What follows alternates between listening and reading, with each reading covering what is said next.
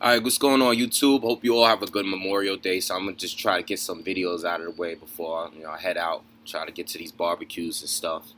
But yo, I didn't watch the full fight last night with Shane Mosley and David Avanesian or Avanesian, whatever way you wanna go with it. I don't know the exact way to go with it, but listen, I didn't see the full fight. I knew the outcome. I knew the fight was coming. I knew it was for the WBA interim title.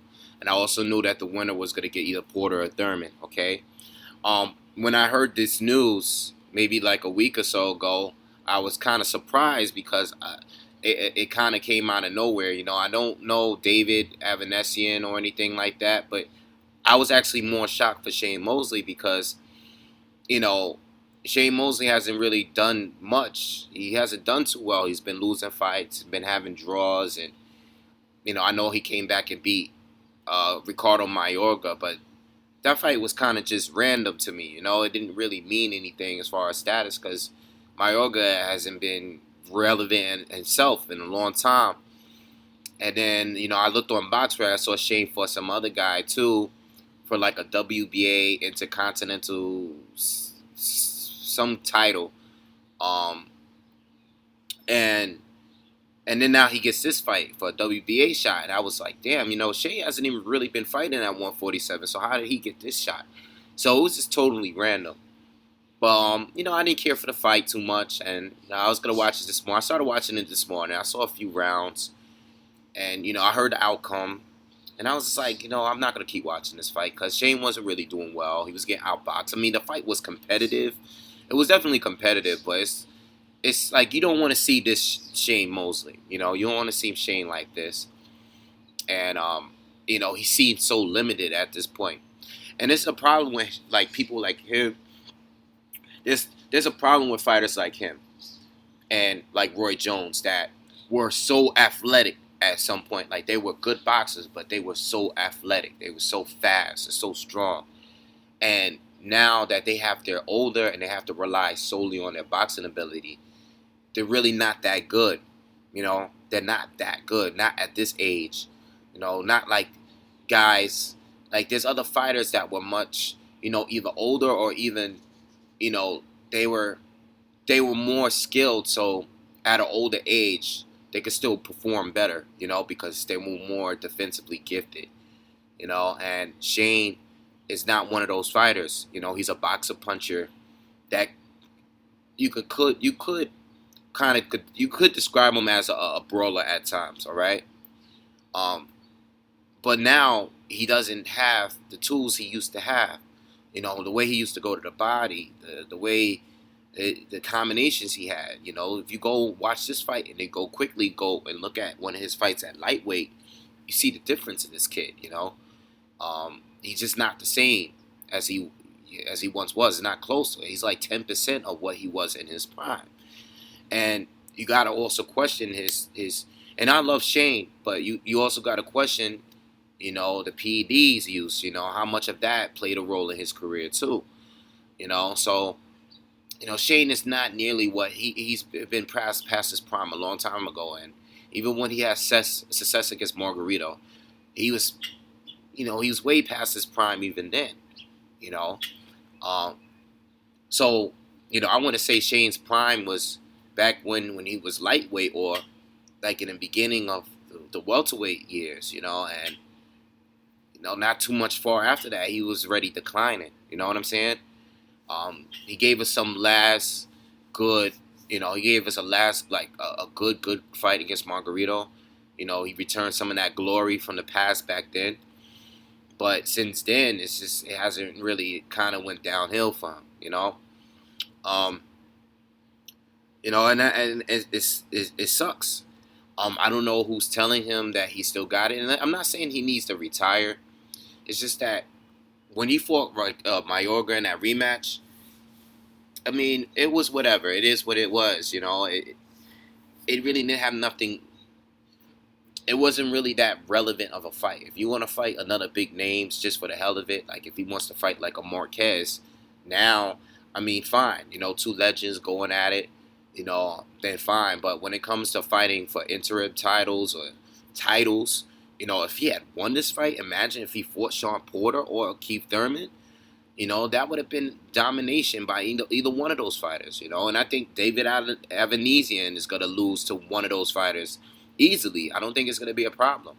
And David's a solid boxer. I'm not trying to take anything away from him, but even with that win and that performance, and from what I'm seeing, he's skilled. He got skills, but he fought a guy that's only a fraction as good as what he used to be. You know what I'm saying? And there's other fighters, like going back to what I was saying. This is what makes guys like Floyd Mayweather great. Where I know Floyd Mayweather's not as old as Shane, but even though he's not in his prime, there's little difference. The gap is not too far off from where Floyd used to be as good. No, he's not as fast, everything. He's even more of a pop shouter. When Floyd was younger, he used to try to get you out of there. But guys like Floyd Mayweather, Bernard Hopkins, defensively gifted fighters. Even though it's Antonio Tarver, even though he got caught up with PEDs here and there, and Tarver is a guy that is still lingering around. He still is still a pretty solid fighter. Um, who else is there? Pernell Whitaker. Pernell Whitaker, if he had stayed healthy outside of the ring, he probably would have stuck around for a lot longer. You know what I'm saying? Even if he had lost, regardless if he lost, you think he lost the De La Hoya fight, or the fight with Tito, or regardless of those fights, if he had stayed healthy, if he had still lost those fights, he could have been still a top contender. He still would have been a threat at that time if he had stayed healthy, because he's so defensively gifted. Even Mike McCallum. I mean, I don't remember how Mike McCallum, I don't know how old he was when he fought Roy Jones, but that was the first fight that I saw Roy Jones not looking good. That was the first fight that somebody was giving Roy Jones a problem. Mike McCallum was way past his prime in that fight. But he was so skilled. And when you're skilled like that on that level, I mean, he lost a fight, but Shane Mosley is not like that. Shane Mosley is a guy that he brought the fight, brought the action to you. And he was dominant not just because of his boxing ability, because Cotto outboxed him. Miguel Cotto outboxed Shane. And Shane was still pretty close to his prime when that happened. You know what I'm saying? It's just guys like Shane is not on that level when it comes to boxing ability. He's not on that level. A lot of it had to do with reflexes and hand speed and athleticism and stuff like that. And so was Roy Jones. Should he retire? I don't know. I can't say he's going to retire. He should retire because the difference between him and Roy, I think Roy should retire because he's getting knocked out in devastating fashion. Like, it looks bad when he gets knocked out, I'm actually worried about his health and him actually really not being able to walk out of the ring. You know what I'm saying? That's what I'm worried about with Roy Jones. That's why I think he should retire. But Shane Mosley, retirement, I really, like I said, I don't really care to see him fight because I know he's not what he was.